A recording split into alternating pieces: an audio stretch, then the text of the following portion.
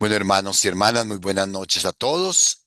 Bienvenidos a este nuestro encuentro en el que seguimos adelante en esta lectura y meditación de la carta de Pablo, de la primera carta de Pablo a los tesalonicenses. Vamos a iniciar pidiendo la asistencia del Espíritu Santo, que nos ilumine, que nos ayude para que esta palabra podamos entenderla e ilumine también nuestra vida. En el nombre del Padre, del Hijo y del Padre, Espíritu del Hijo y del Santo. Espíritu Santo. Amén. Amén. Te alabamos, te bendecimos, Te te elevamos, te adoramos y bendecimos. glorificamos, Señor, por tu infinita bondad y tu misericordia. Te damos gracias por todos los favores y beneficios que recibimos de tus manos. Te damos gracias por el don de la vida. Te damos gracias por el don de la fe. Te damos gracias porque nos permites contemplar y meditar tu palabra, que sigue siendo lámpara para nuestros pasos, que sigue siendo como esa espada de doble filo, que nos invita siempre a la conversión. Te pedimos, Señor, que tu Espíritu Santo nos ilumine, que tu Espíritu Santo abra nuestro entendimiento, nuestro corazón, para poder comprender y recibir esta palabra. Que la intercesión de San Pablo apóstol, que la intercesión de San Pablo sexto Papa nos ayude en este día para que como María Santísima también nosotros conservemos esta palabra en nuestro corazón y la meditemos día y noche. Porque tuyo es el reino, el poder y la gloria por los siglos de los siglos. Amén. Bueno, hermanos, de nuevo muy buenas noches a todos y gracias por estar acá. Seguimos avanzando en la lectura y la reflexión de esta carta de Pablo a los tesalonicenses. Hace 8 días nos iniciábamos la segunda parte de la carta, la parte más doctrinal, en donde después de haber recibido las noticias de la comunidad de Tesalónica, después de haber dado gracias a Dios por todo lo que Timoteo le comentó acerca de la comunidad, Pablo responde a dos inquietudes fundamentales. Hace 8 días veíamos la cuestión de la resurrección, como Pablo insta a la comunidad a no caer en desesperanza, a no afligirse, porque los que han muerto en el Señor, nosotros no nos adelantaremos a los que han muerto en el día de la venida del Señor, en el día de la parucía. Todo lo contrario, dice Pablo, todos participaremos de la resurrección de Cristo, ¿verdad? Los muertos resucitarán, los vivos serán transformados, pero todos resucitaremos con Cristo el Señor en el último día ante su venida. Continúa el capítulo quinto, que es el que vamos a empezar hoy, el capítulo último de esta carta, hablándonos precisamente del otro problema doctrinal, que es con respecto a la parucía. Sabemos entonces que el Señor va a venir, sabemos que nadie se adelantará a nadie, que todos participaremos de la redención de Dios, de la resurrección. El asunto es cuándo. Y es lo que Pablo trata de responder, sobre todo haciendo una invitación a la vigilancia en la espera de la parucía, en la espera de la venida del Señor. Esta espera del fin constituye la melodía de toda la carta, sobre todo la parte doctrinal, porque recordemos que precisamente Pablo ha hablado de la venida de Jesús, de la resurrección. Ahora, ¿cuándo va a suceder eso? La consideración de la parucía tiene consecuencias para su vida cristiana. Pablo se nos recuerda que en medio de toda incertidumbre en torno al fin, una sola cosa es cierta. En primer lugar, nadie conoce ni el día ni la hora, como nos dice el Evangelio de Mateo. Nadie puede decir, mi amo va a tardar o mi amo viene mañana o mi amo está cerca. No, la incertidumbre de la hora entonces nos obliga a vigilar. Y nadie puede decir tampoco, el día del Señor ya está aquí. Al ver estas citas, todas del Nuevo Testamento, tanto de Mateo como de la misma segunda carta de Pablo a los tesalonicenses, vemos cómo fue un tema muy tratado en la primera comunidad cristiana, el asunto de cuándo va a venir el Señor. Esta incertidumbre de la hora y el día nos exige llevar una vida sobria en fidelidad a las enseñanzas del Señor Jesús. Y eso es lo que Pablo va a desarrollar con respecto, sobre todo en este capítulo último, en este capítulo 5. Vamos a empezar entonces con la introducción, ¿verdad?, que hace Pablo a este tema para después sacar las consecuencias pastorales. ¿Alguno que nos ayude, por favor, a leer? Padre, Leo, le leo. Por favor, Adriana. bueno, En lo que se refiere al tiempo y el momento, no tenéis necesidad de que os escriba. Vosotros mismos sabéis perfectamente que el día del Señor ha de venir como un ladrón en la noche. Cuando digan paz y seguridad, entonces mismo de repente vendrá sobre ellos la ruina, como los dolores de parto a la que está encinta y no escaparán. Atención. Recurriendo a la imagen del ladrón que el Señor utilizó en su predicación, que el apóstol San Juan utiliza en el Apocalipsis, Pablo también recuerda que lo único que tenemos con certeza y que fácilmente se nos olvida es que el Señor llegará. Llegará de repente cuando menos lo espere, sin que se nos permita, ¿verdad?, sin que podamos datar el tiempo o el momento. Y Pablo insiste, cuando suceda esto, caerás con todo su horror. Vean que dice, habla de, vendrá sobre ellos la ruina, vendrá como dolores de parto. Pero atención, para los que viven despreocupados. Por eso Pablo quiere advertirnos a nosotros, ¿verdad? Para que no nos pase, para que no nos caiga de sorpresa, para que no nos pase como las vírgenes imprudentes del Evangelio. Entonces Pablo nos advierte una serie de condiciones que debemos vivir como cristianos en la espera del Señor. Vendrá como un ladrón. No sabemos ni el día ni la hora, pero tenemos que estar preparados precisamente para no caer en el error, ¿verdad? Ni tampoco para estar cayendo en situaciones que se convierten prácticamente en anti-evangelio. Por eso Pablo continúa, para no caer en el horror, para que el día del Señor no nos agarre desprevenidos. Pablo comienza a darnos algunas condiciones fundamentales. Y la primera es vivir como hijos de la luz. Sería la primera condición que Pablo saca de esta incertidumbre, digámoslo así, ¿verdad? Como no sabemos ni el día ni la hora, ¿qué tenemos que hacer? Estar preparados. ¿Y cómo estamos preparados? Pues viviendo como hijos de la luz. ¿Algún otro que nos lea, por favor, estos Leo, versículos? Padre. Por favor. Pero vosotros, hermanos, no vivís en la oscuridad, para que ese día os, sor- para que ese día os sorprenda como ladrón.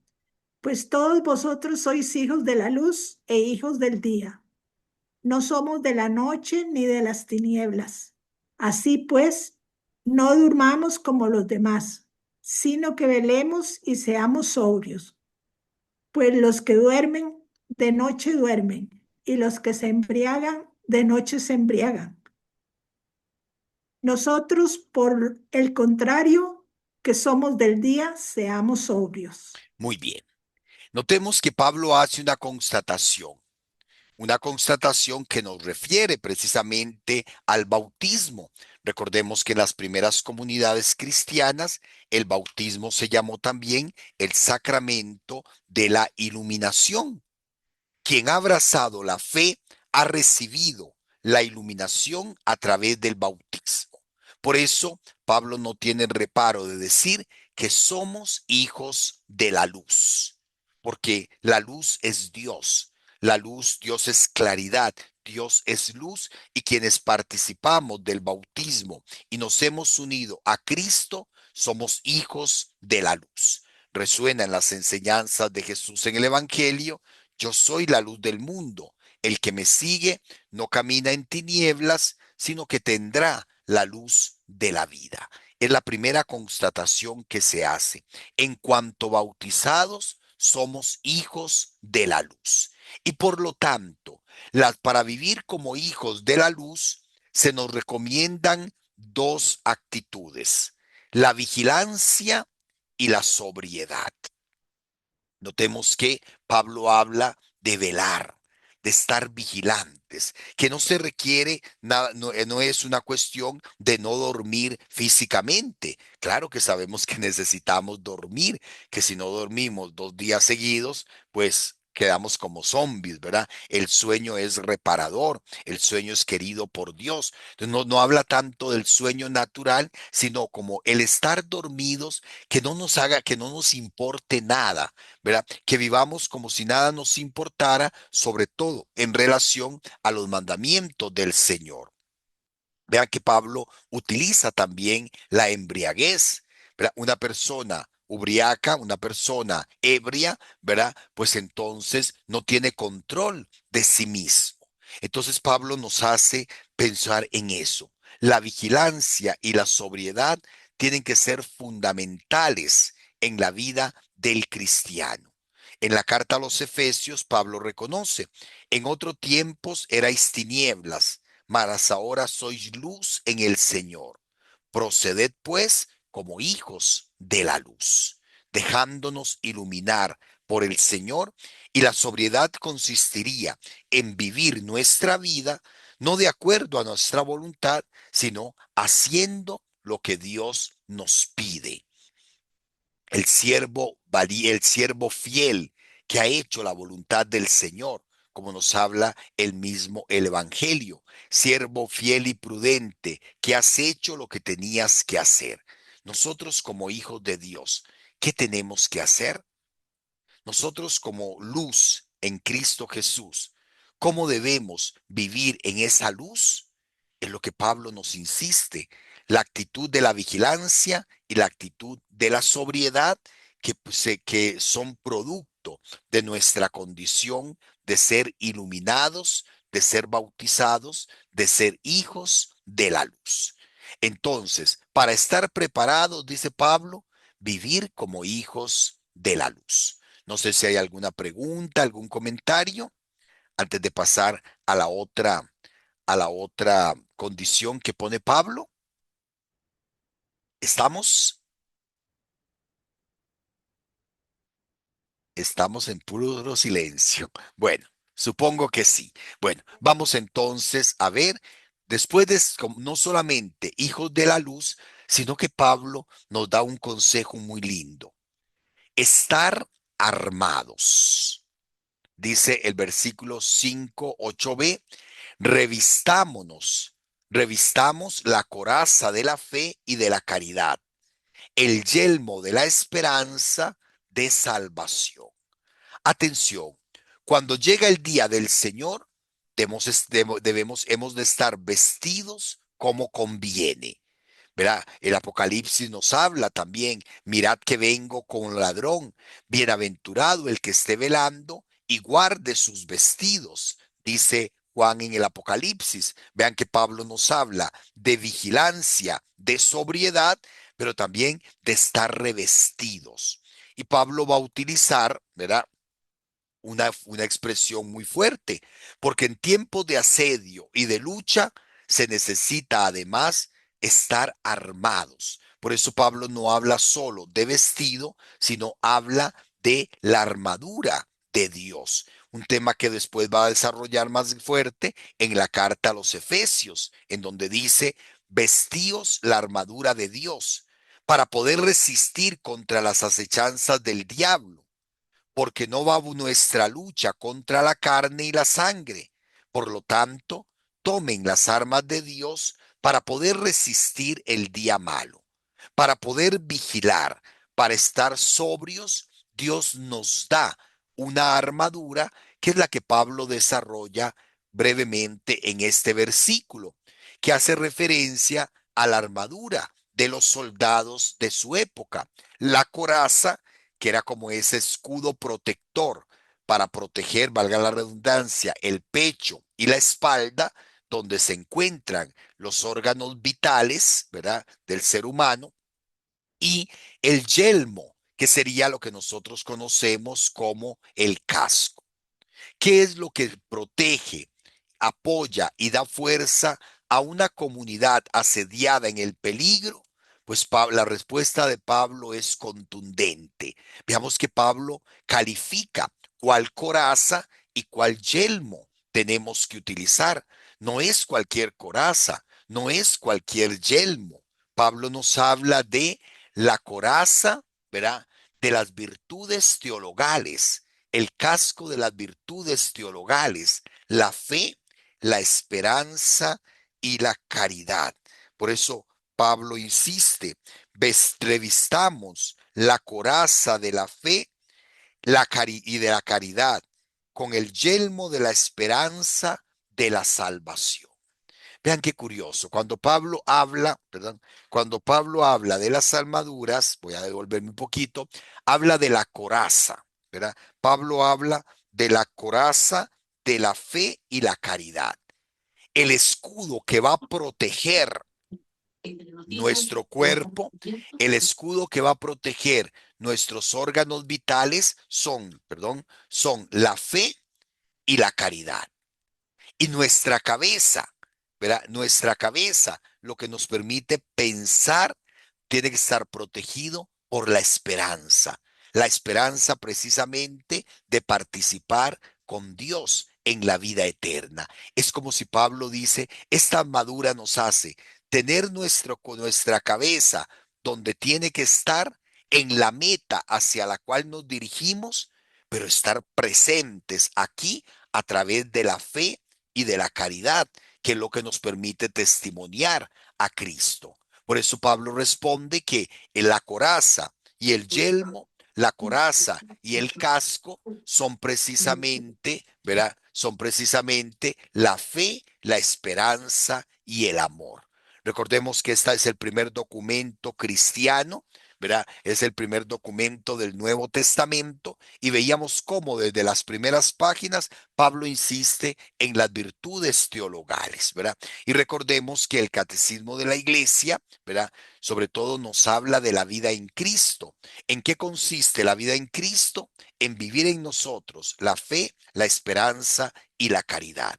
Es precisamente, es muy importante poder repasar también nosotros estos números del catecismo de la iglesia, esta tercera parte, el artículo 7, estos números que nos hablan de lo que son las virtudes teologales. Recordemos que estamos en el año de la esperanza y todo lo que se nos puede aclarar acerca de la esperanza. Quien, quien tiene una fe viva e impregnada de amor, está armado con una armadura sólida en la que rebotan todos los proyectiles. El amor es sólido. Quien fija su vista en el Señor y en su salvación, levanta su cabeza hacia la luz del Señor y esta luz circunda y protege la cabeza como un yelmo, dice un escritor sagrado, ¿verdad? Como qué lindo leer la fe, vivir la fe, la esperanza y la caridad como estas armas que Dios nos da para que estemos preparados, estemos vigilantes, estemos sobrios y que su venida no nos agarre desprevenidos, que no nos sorprenda como un ladrón. Quien vive la fe, la esperanza y la caridad, pues vivirá una vida pendiente del Señor que viene. ¿Ok? Ahora, ¿por qué? Dice, porque Dios no nos ha destinado para la ira, sino para obtener la salvación por medio de Jesucristo nuestro Señor, que murió por nosotros, para que velando o durmiendo, vivamos junto con Él. La esperanza cristiana, fundamentada en Jesucristo, garantiza al cristiano su vocación de la salvación final, El Papa Francisco en sus catequesis sobre el jubileo empezó a profundizar en esta realidad. ¿Qué es la esperanza para nosotros? ¿Por qué nosotros, a pesar de las dificultades, tenemos que mantener viva nuestra esperanza? Porque precisamente la esperanza es lo que nos garantiza la salvación. Esta confianza, ¿en qué se fundamenta? Se fundamenta en Jesucristo, que es el que nos trae la salvación. ¿Cómo sabemos acerca de esto? Porque Jesucristo entregó su vida por nosotros, murió por nosotros. ¿Y en qué consiste la salvación? En vivir junto con Él. Una salvación que empieza a desarrollarse ya en esta vida, ¿verdad? Con las limitaciones propias de nuestra humanidad, pero que tiende, que se proyecta hacia un futuro pleno, hacia un futuro total y realizado en Jesucristo el Señor. Participar con Él en el reino de los cielos, estar cara a cara en la presencia de Dios. Entonces veamos cómo de la crucifixión y muerte y resurrección de Cristo brota precisamente nuestra esperanza, brota y se fundamenta esto que esperamos, alcanzar la vida eterna. Hoy predicaba un funeral y yo le recordaba a la gente precisamente el misterio que vamos a celebrar el domingo, la ascensión, la ascensión del Señor. Y yo les decía que yo siempre explico a los niños el misterio de la ascensión con esta pequeña parábola de que Jesús muere, resucita, vuelve al cielo, pero se lleva nuestra humanidad, se lleva nuestro cuerpo, ¿verdad? Pero ya resucitado, transformado por la resurrección, entra a la presencia del Padre, se sienta a la diestra del Padre, pero deja la puerta abierta. Deja la puerta abierta para que también nosotros, muriendo con Él, podamos participar de la salvación final, podamos participar de la resurrección. Por eso la ascensión y glorificación de Cristo de alguna manera prefigura ya nuestra salvación, ¿verdad? En la ascensión de Cristo nosotros vemos de alguna manera proyectada también nuestra futura redención, cuando participaremos con Él, cuando vayamos a ocupar ese lugar que Dios nos ha preparado desde siempre para que donde Él esté, estemos también nosotros, como nos enseña el mismo Evangelio. ¿Ok?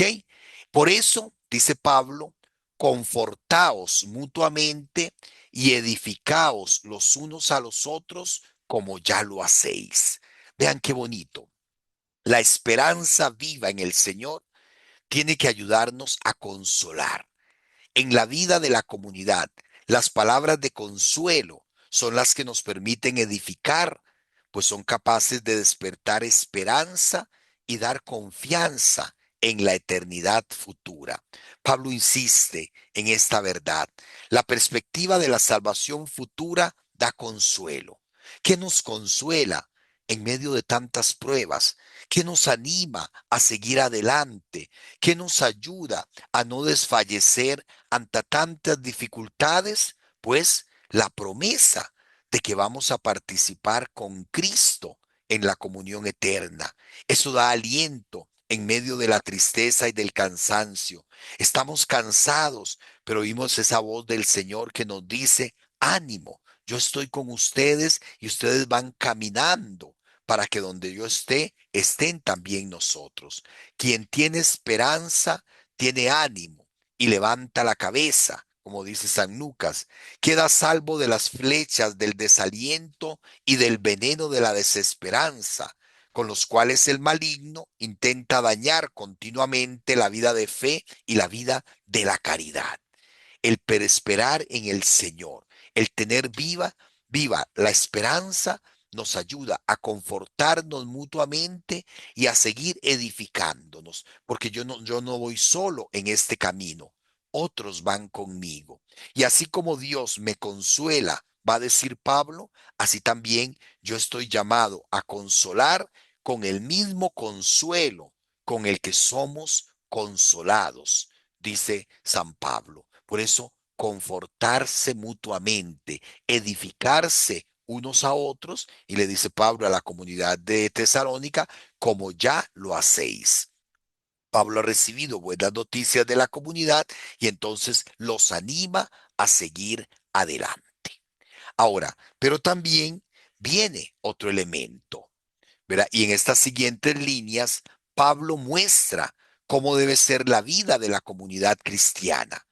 Como ya había afirmado en 4:9, el alma de la vida cristiana es el amor, y ese amor debe manifestarse en algunos puntos concretos. Después de hablarnos entonces de la vigilancia, ¿verdad? Desde esperar en el Señor, guardando en nosotros las virtudes teologales, ahora viene la vida comunitaria cristiana. ¿Y cuáles son esos puntos concretos en las que debemos vivir el amor cristiano entre nosotros? Pablo menciona algunos puntos. Atender a los servidores de la comunidad. ¿Alguno que lea, por favor, estos dos versículos, 12 y 13? Yo puedo. Por favor, Valeria. Dice, os pedimos, hermanos, que tengáis en consideración a los que trabajan entre vosotros, os presiden en el Señor y os amonestan. Tenedles en la mayor estima por su trabajo. Vivid en paz unos con otros. Dice Pablo, quieran a los padrecitos, ¿verdad? Quieran a los padrecitos, dice Pablo. Bueno, vean que por ahí va el asunto. Pablo nos habla de que para el buen funcionamiento de la comunidad es necesaria la presencia de hermanos que se esmeren en un tipo de trabajo que tiene que ver con la organización y con el pastoreo. Pablo habla, vea, de que los que presiden en el Señor y los que los amonestan. Pablo insta a la comunidad a una gran consideración para con ellos en virtud de la labor que realizan, evitar las divisiones y los conflictos que rompan la armonía interna de la comunidad cristiana.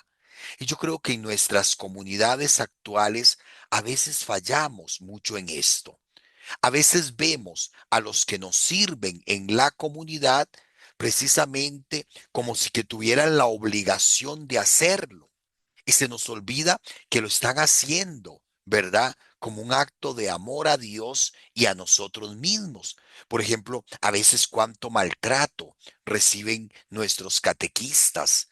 A veces cuántos maltratos reciben nuestros ministros de la comunión o en general los agentes de pastoral, cuánta incomprensión de parte de la misma comunidad, ¿verdad? Porque la comunidad muchas veces no es capaz, que ellos están haciendo, dando un servicio por amor a Dios y al prójimo, que ellos no están recibiendo un salario, que ellos no son empleados de la iglesia, sino que son hermanos que son muy conscientes de la mutua responsabilidad que tenemos que tener y que tenemos que ayudarnos mutuamente para que la comunidad siga adelante.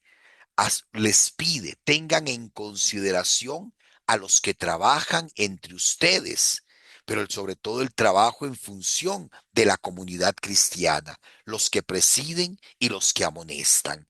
Y con cuánta verdad, insiste Pablo, vivan en paz unos con otros.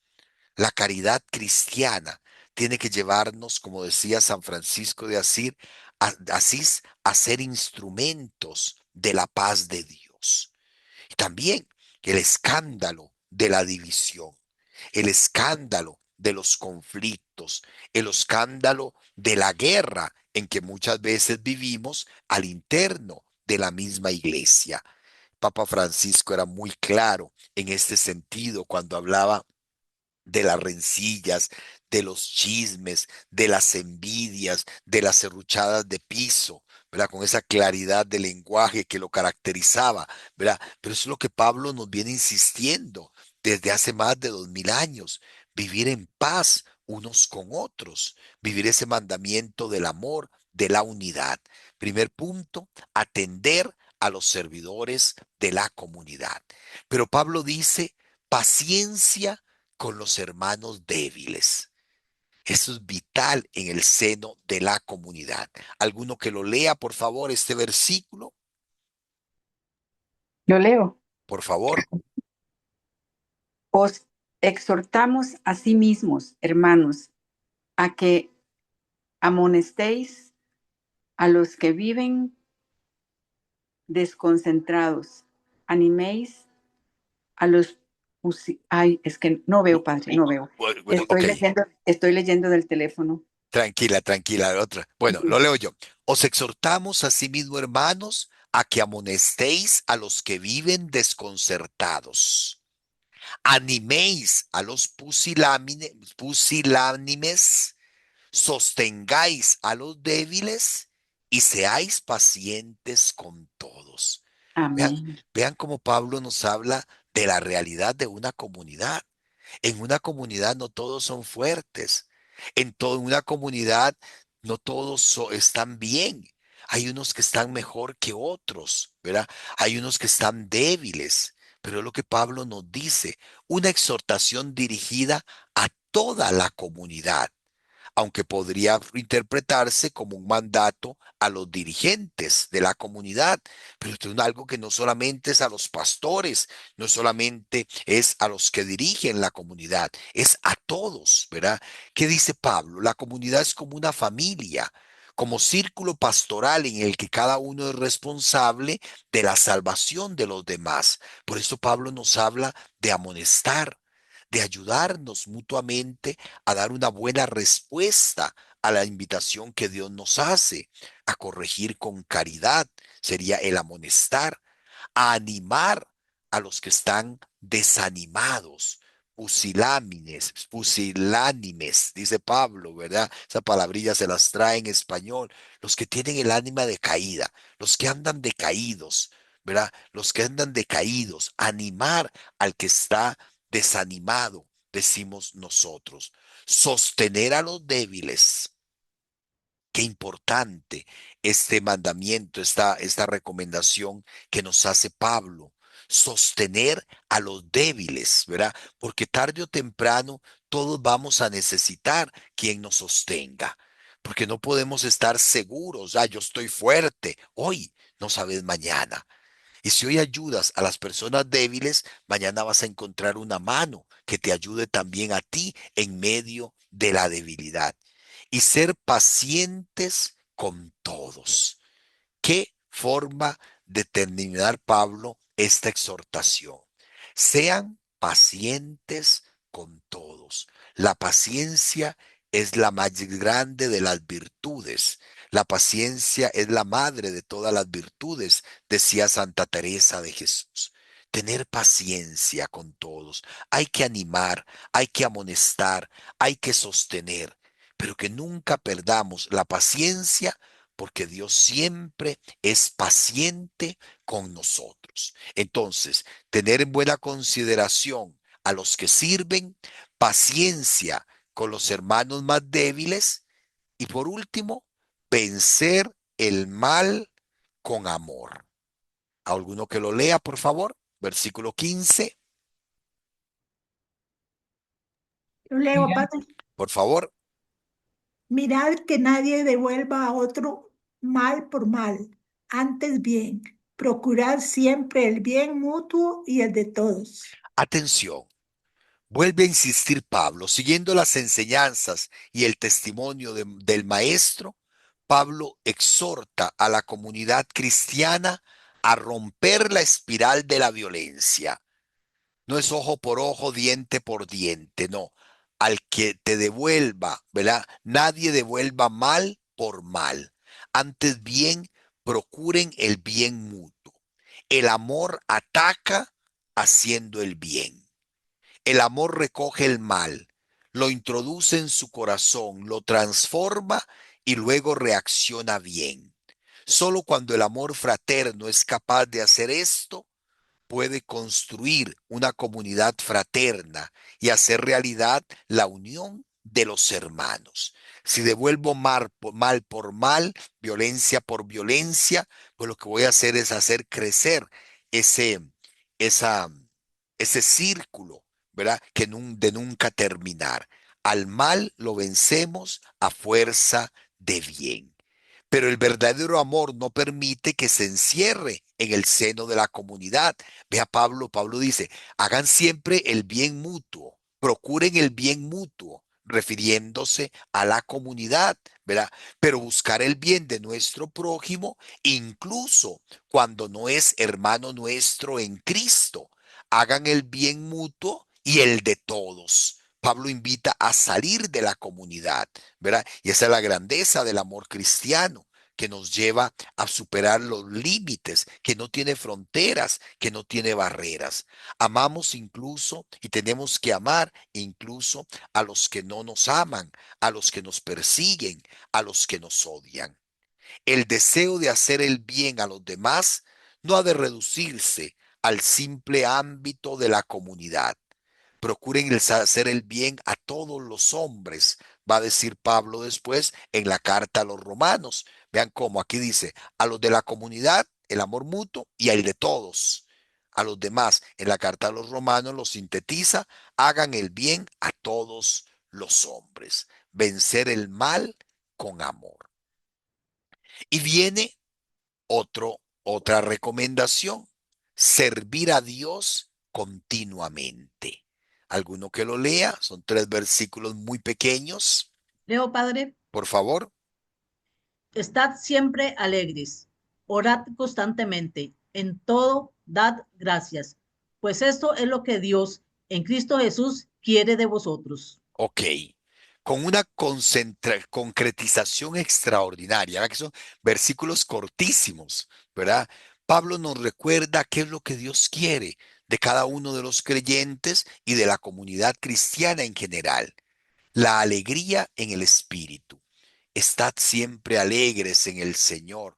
Os lo repito, estad alegres. Nos va a decir en la carta a los Filipenses. Aquí lo dice de manera muy concreta. Estad siempre alegres. Perseverar en la oración.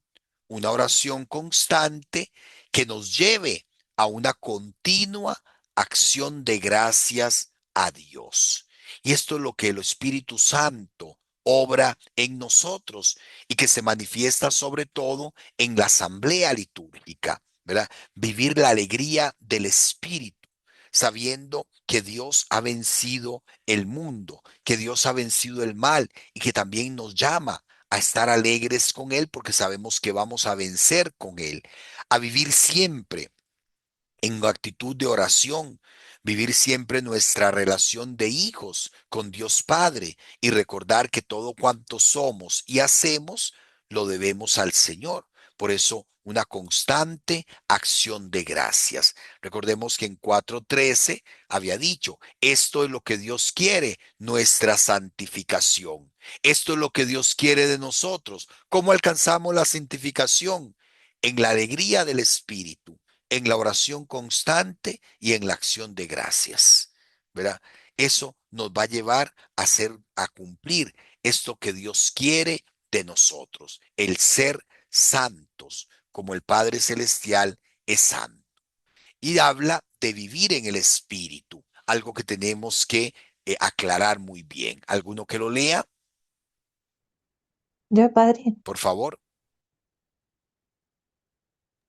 no extingáis el espíritu, no despreciéis las profecías, examinando todo y quedaos con lo bueno, absteneos de todo género de mal.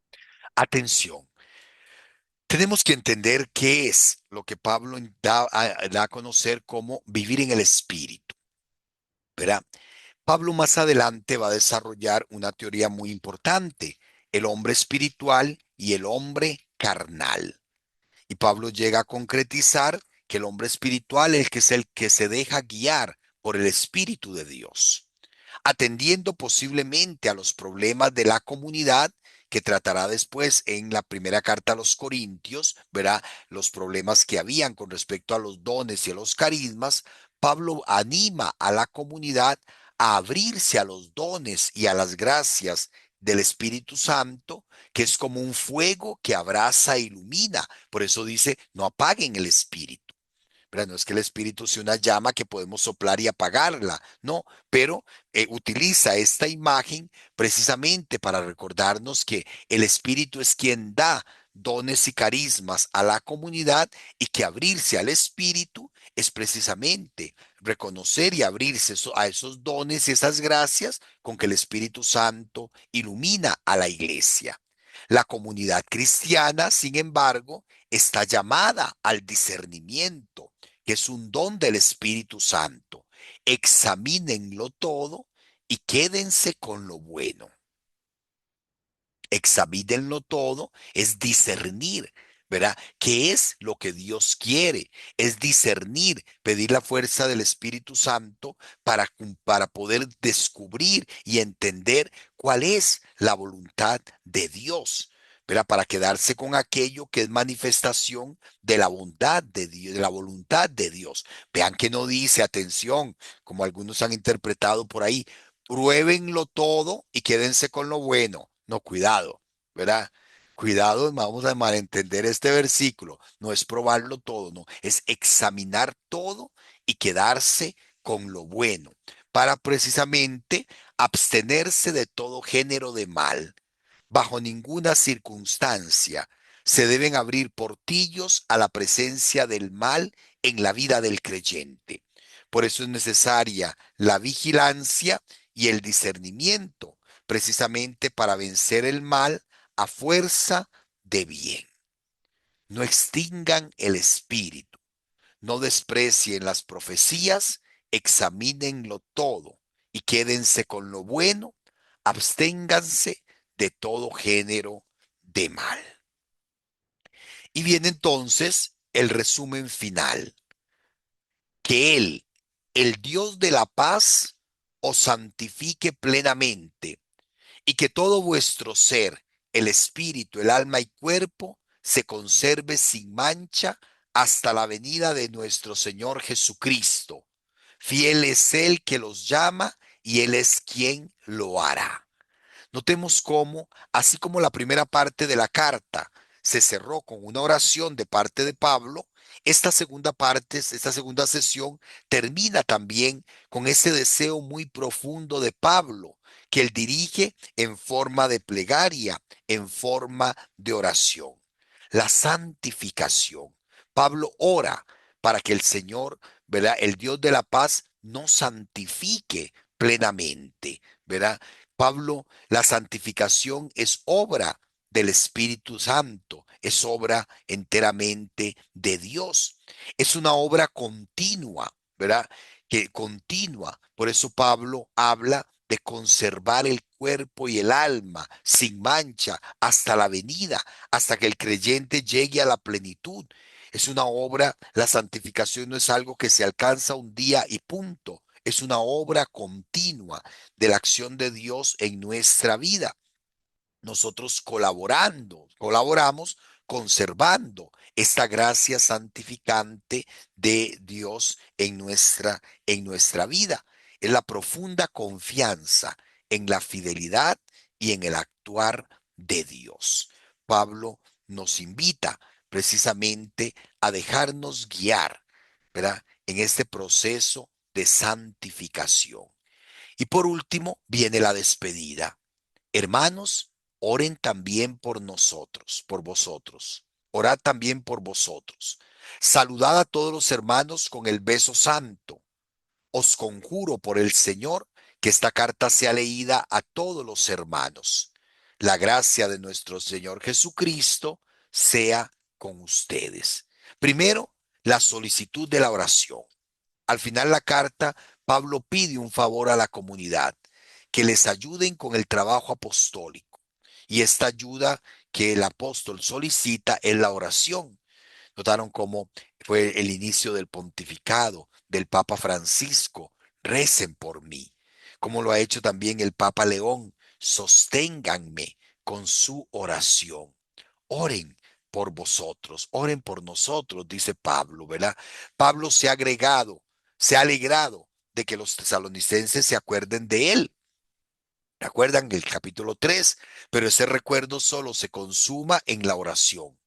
y sobre todo en la oración comunitaria que tiene lugar en la asamblea litúrgica. Veamos cómo Pablo insiste que la carta sea leída a todos los hermanos, ¿verdad? A todos los hermanos. Nos habla también la carta del ósculo santo, el beso santo. Era la costumbre en las primeras comunidades cristianas de despedirse del ágape fraterno con el beso santo, el beso de la caridad, como dice Pablo, signo elocuente del amor fraterno, perdón, como dice Pedro.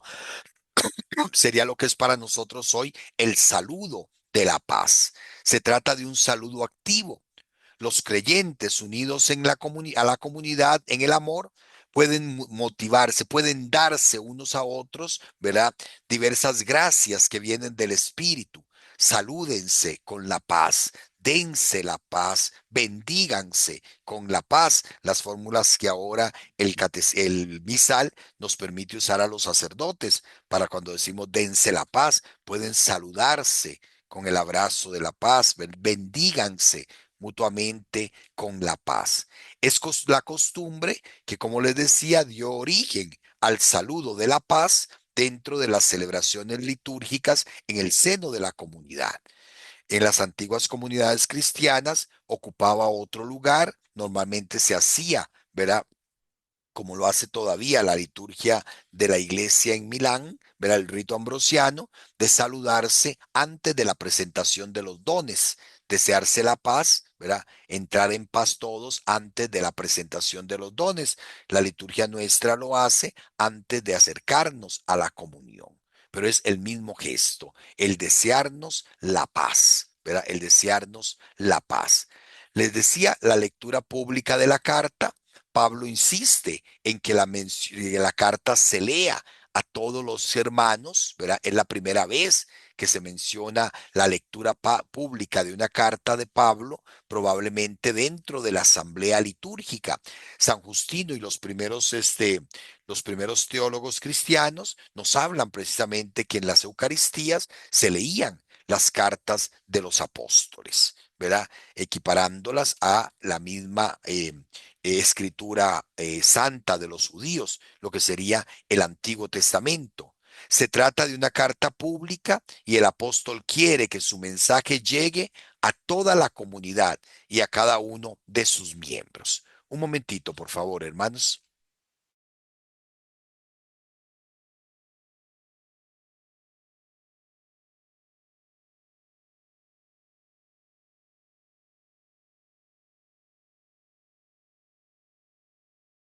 Ok, deseamos que Pablo quiere que llegue a toda la comunidad cristiana este mensaje. A través de la proclamación pública de la carta, el apóstol sigue presente en medio de la comunidad y sigue formando y educando la comunidad. El deseo que Pablo tenía de ir a Tesalónica para seguir formando a la comunidad, de alguna manera se cumple, se realiza a través de el poder escribir y que estas lecturas pues lleguen a todos. Por eso la exhortación de que la carta sea leída a toda la comunidad cristiana. Y termina Pablo con la bendición.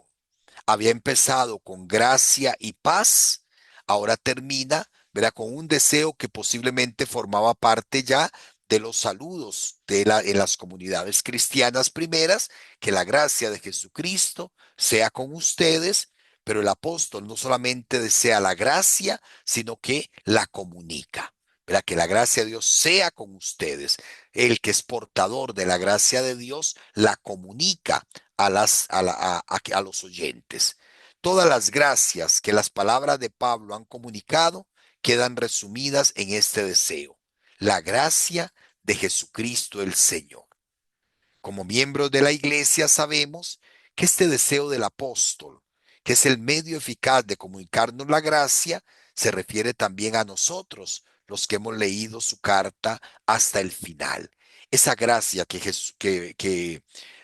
Pablo desea a la comunidad no era solamente para los primeros destinatarios de su escrito, sino para que todos aquellos que, motivados y guiados por la luz del Espíritu Santo, seguimos leyendo, seguimos meditando, seguimos reflexionando en este primer escrito cristiano, en la primera carta de Pablo a los tesalonicenses.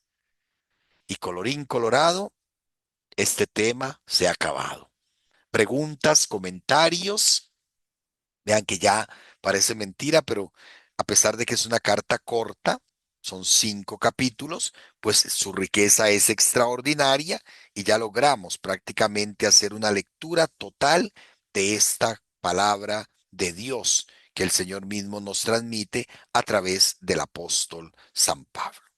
Preguntas, comentarios, inquietudes. Padre, Sí, por padre, favor, empezamos doña con, Carmen, empezamos con doña Carmen. muy buenas noches a todos. Buenas noches. Es como un comentario.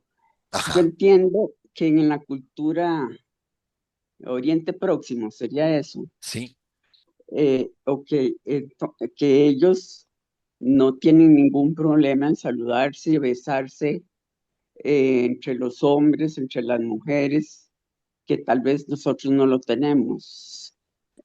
Entonces puede venir desde atrás esas costumbres, Eh, lo que pasa es que saludarse. era un saludo, digamos, como entre nosotros. Digamos, obviamente, pues hubo un tiempo en que el machismo floreció tanto en nuestra comunidad que era muy, muy raro. ¿Verdad?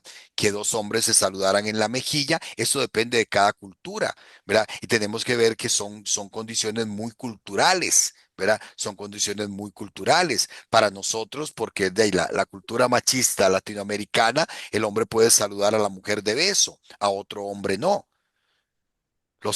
Cuando uno llega Claro, a vivir a Europa, viera los primeros días, doña Carmen, cuando los compañeros italianos se arriman y te saludan no de un beso, sino de dos, ¿verdad? Es su cultura y es parte de expresar ese saludo, esa cercanía. Pero sí, cada cultura ha tenido su manera. La cultura griega, ¿verdad? Que es grecolatina, que sería esta más que de Oriente Medio, porque los judíos en eso son más recelosos. Recordemos que estas comunidades no pertenecen al Oriente Medio, no están en la región de Palestina, sino que son parte de la comunidad greco-latina, la influencia griega y latina, ¿verdad? Y romana. Entonces, el saludo del beso era muy normal, ¿verdad? Las comunidades cristianas lo asumen, ¿verdad? Pero con ese otro significado. No se trata nada más es un saludo de paz. Así como usted, por ejemplo, usted está en ajá, misa, nosotros estamos en misa, de si yo estoy con mi papá, mi hermano, mi sobrino, ¿verdad? Y acostumbramos a salirnos de beso, saludarnos de beso, pues se le da el beso de la paz. Si es otra persona que tal vez no es tan cercana, pues nada más la mano, ¿verdad? Eso depende también de las circunstancias, pero sí, todo eso Pablo asume, ¿verdad? Las comunidades cristianas asumen su cultura, ¿verdad? Pero enriqueciéndolas con esto que tiene otro significado. No es un mero saludo nada más, sino que es desear la gracia y la paz de Jesucristo que esté contigo. ¿Ok? Bueno, gracias, amén. ¿algún otro Padre, comentario, doña Flori? sí, ay padre, es que esta carta, bueno, esto es algo bellísimo. Yo estoy así como anonadada, porque definitivamente esto es lo que nosotros tenemos que vivir en Ujú. estos momentos, ¿verdad? En los grupos, en todos los grupos, sean personas que coordinan grupos o los que estamos dentro de los grupos, toda la vivencia que él nos está dando, ¿verdad? Es que yo sentía que era exactamente como Sí, me es, está hablando, ¿verdad? Como él, bueno, es que habla de tantas cosas tan lindo, sí. ¿verdad? Donde él está hablando de la esperanza, ¿verdad? Ujú. Pero algunos se preguntarán, ¿pero qué es lo que estamos esperando, verdad? Estamos esperando el cumplimiento de las promesas de Dios, Exacto, la exacto.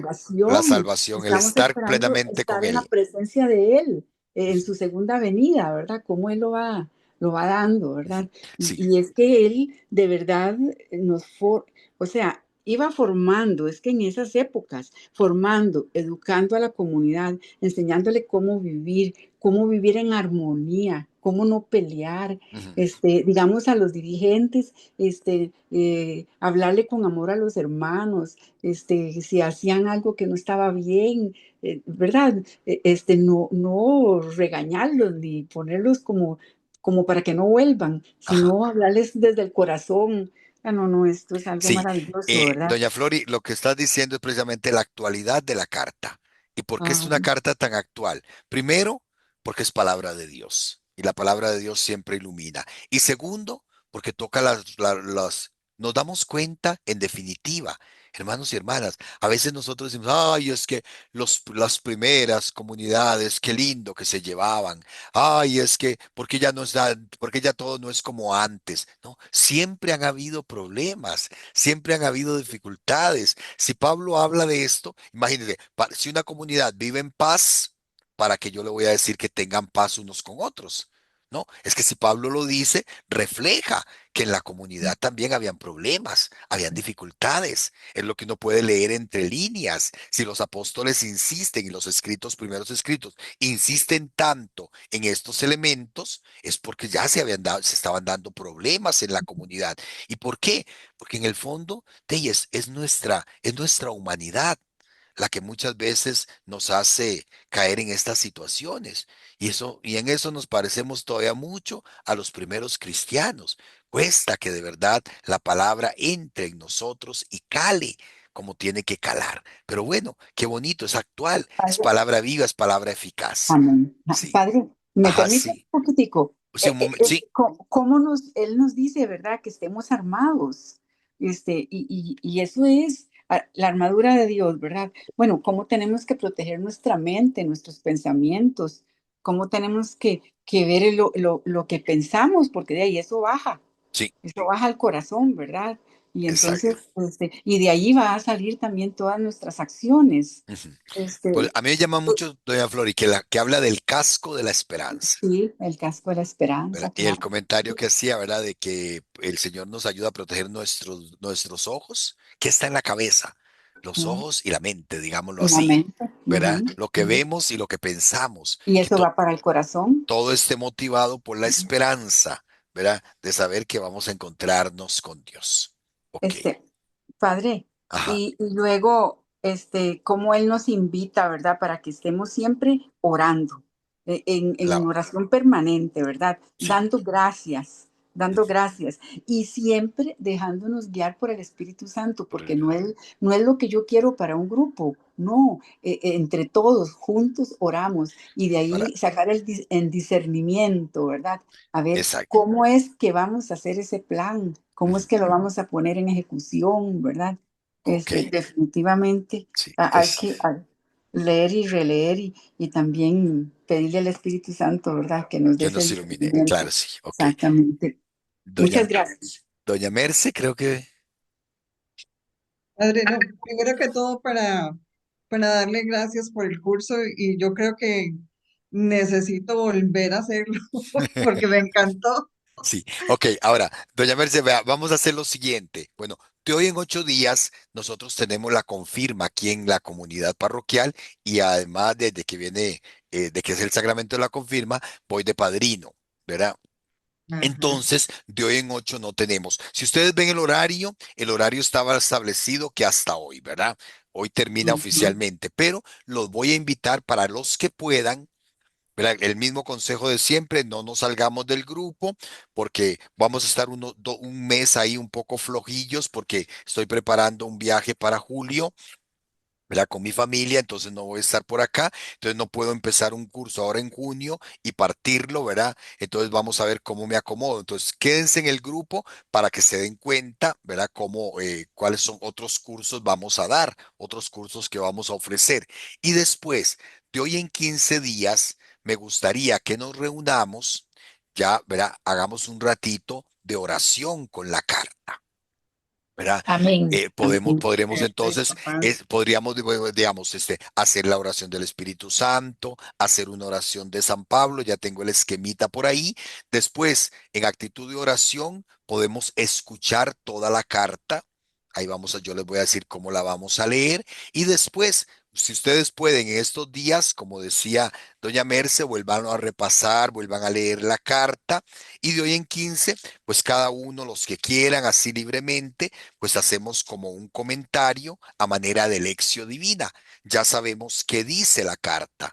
Ahora apliquemos un poquito qué me dice la carta para después hacer un ratito de oración juntos y de ahí qué le decimos a Dios después de habernos regalado este banquete extraordinario de la palabra en esta primera carta a los tesalonicenses. Entonces, no nos vemos de hoy en 8, pero nos veríamos dentro de hoy en 15 para ya entonces hacer el cierre, ¿verdad? De todo este curso. ¿Está bien? Muy Padre, bien, padre. Sí, por Muchas favor. gracias. padre, solo quiero comentar algo que no lo quiero dejar pasar. ¿Cómo debemos combatir siempre el mal con el bien? Es que eso es algo Sí, importantísimo en sí. nosotros, ¿verdad? Qué cosa Ujú, más hermosa. Y sí. que lo pongamos en práctica, ¿verdad? En Y los vean grupos. qué lindo como Pablo, digamos, después de explicarnos la doctrina, pasa inmediatamente a las cuestiones prácticas, ¿verdad? De la doctrina se desprende todo esto. Porque Amén. no podríamos entender estos últimos consejos si no es a partir de la doctrina. ¿Ok? Pero bueno, gloria al Padre, al Hijo y al Espíritu Santo, como era en un principio, ahora y siempre, por los siglos de los siglos. Amén. Y la bendición de Dios Todopoderoso, Padre, Padre, Hijo y Hijo y Espíritu Espíritu Santo, Santo. les Amén. proteja y acompañe ahora y siempre. Amén. Amén. Amén. Buenas Bueno,